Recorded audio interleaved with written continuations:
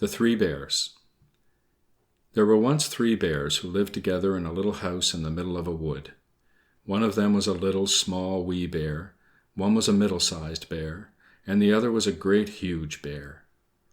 And they each had a pot to eat their porridge from, a little pot for the little, small, wee bear, a middle-sized pot for the middle-sized bear, and a great big pot for the great, huge bear.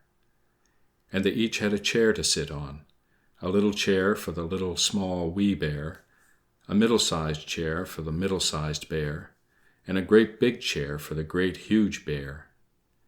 And they each had a bed to sleep in, a little bed for the little, small, wee bear, a middle-sized bed for the middle-sized bear, and a great big bed for the great, huge bear. One day they made the porridge for their breakfast, and poured it into their porridge pots, and then went out in the wood for a walk, while the porridge for their breakfast was cooling. And while they were out walking, a little old woman came to the house in the wood and peeped inside. First she peeped through the keyhole, then she peeped through the window. Then she lifted the latch and peeped through the doorway, and seeing nobody in the house, she walked in.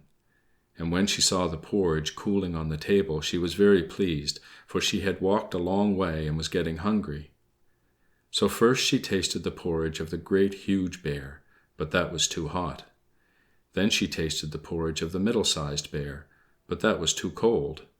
And then she tasted the porridge of the little, small, wee bear, and that was neither too hot nor too cold, but just right. And she liked it so much she ate it all up. Then the little old woman sat down in the chair of the great, huge bear, but that was too hard. Then she sat down in the chair of the middle-sized bear, but that was too soft.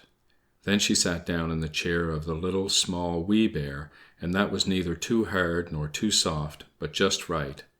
And she liked it so much that she sat in it until suddenly the bottom came out, and she fell down plump upon the ground. Then the little old woman went upstairs into the bedroom, where the three bears slept. And first she lay down on the bed of the great, huge bear, but that was too high at the head for her. Then she lay down on the bed of the middle-sized bear, but that was too high at the foot for her. So then she lay down on the bed of the little, small, wee bear, and that was neither too high at the head nor too high at the foot, but just right. And she liked it so much that she covered herself up and lay there till she fell fast asleep. By and by the three bears came home to breakfast.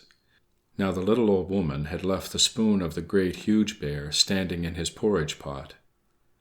"Somebody has been at my porridge," said the great, huge bear in his great, rough, gruff voice.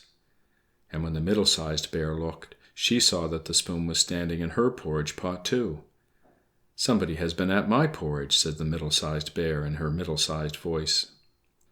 Then the little, small, wee bear looked, and there was the spoon in his porridge pot, but the porridge was all gone. "Somebody has been at my porridge and has eaten it all up," said the little, small, wee bear in his little, small, wee voice. Then the three bears began to look about them. Now the little old woman had not put the hard cushion straight after she had sat in the chair of the great, huge bear.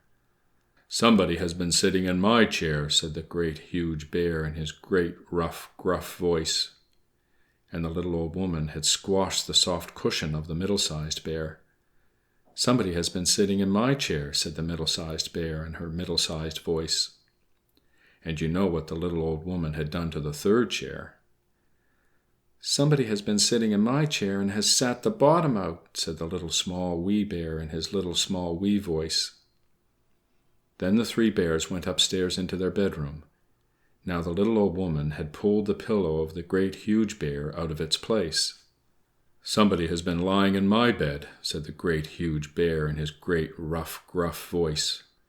And the little old woman had pulled the bolster of the middle-sized bear out of its place. "Somebody has been lying in my bed," said the middle-sized bear in her middle-sized voice. And when the little, small, wee bear came to look at his bed, there was the bolster in its place, and the pillow in its place upon the bolster, and upon the pillow was the little old woman's head, which was not in its place, for she had no business there at all. "Somebody has been lying in my bed, and here she is!" cried the little, small, wee bear in his little, small, wee voice. The little old woman had heard in her sleep the great, rough, gruff voice of the Great, Huge Bear, but she was so fast asleep that it seemed to her no more than the roaring of the wind or the rumbling of thunder. And she had heard the middle-sized voice of the Middle-sized Bear, but it was only as if she had heard someone speaking in a dream. But when she heard the Little, Small, Wee voice of the Little, Small, Wee Bear, it was so sharp and shrill that it woke her up at once. Up she started, and when she saw the three bears on one side of the bed, she tumbled out of the other, jumped out of the window, and ran away through the wood to her own home. And the three bears never saw anything more of her.